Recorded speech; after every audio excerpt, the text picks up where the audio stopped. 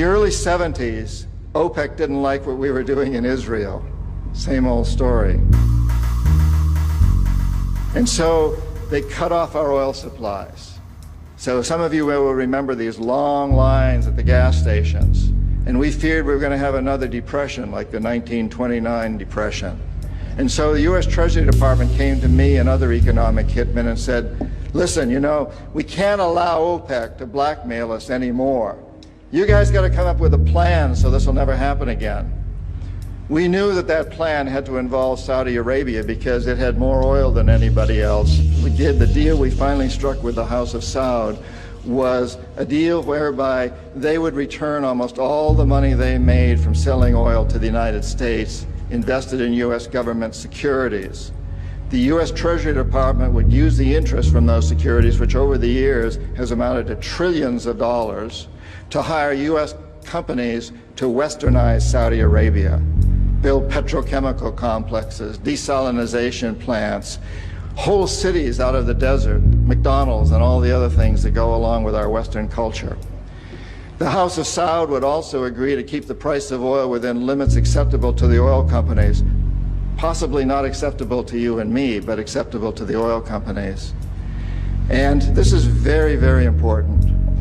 They agree that they would never, ever sell oil for anything other than US dollars.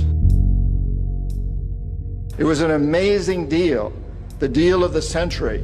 It was history-making, incredibly powerful deal that we struck with Saudi Arabia. The corporatocracy looked at this as an incredible success. I had done my job. We economic hitmen did a great job with that one. So we decided that Saddam Hussein ought to accept something very similar. Now, probably a lot of you know that Saddam has been our boy for a very, very long time. You may remember Abdul Karim Qasim, who was president of Iraq in the early 60s. Qasim came up with a unique concept. He said, Iraqi oil ought to go to benefit the Iraqi people. How novel is that?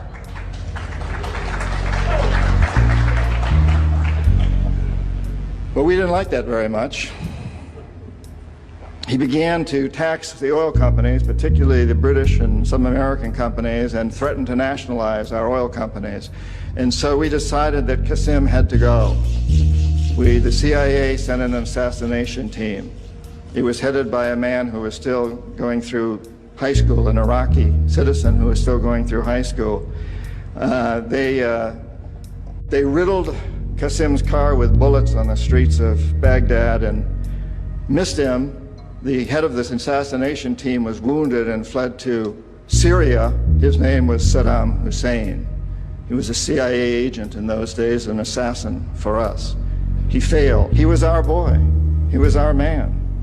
And so, and we sold him a lot of, and gave him a lot of tanks. We built him, Bechtel built him big chemical, I don't know, my father-in-law was chief architect at Bechtel, built Saddam big chemical plants that were used, and we knew that they were used to make mustard gas and other chemical weapons that were being employed against the Kurds and later the Iranians. We knew this, but we sold him these things. We have to remember that Middle Eastern oil is the oil that's used by a great deal of Europe and China and Japan. If we control Middle Eastern oil, we control our biggest potential competitors, Japan, China, Europe.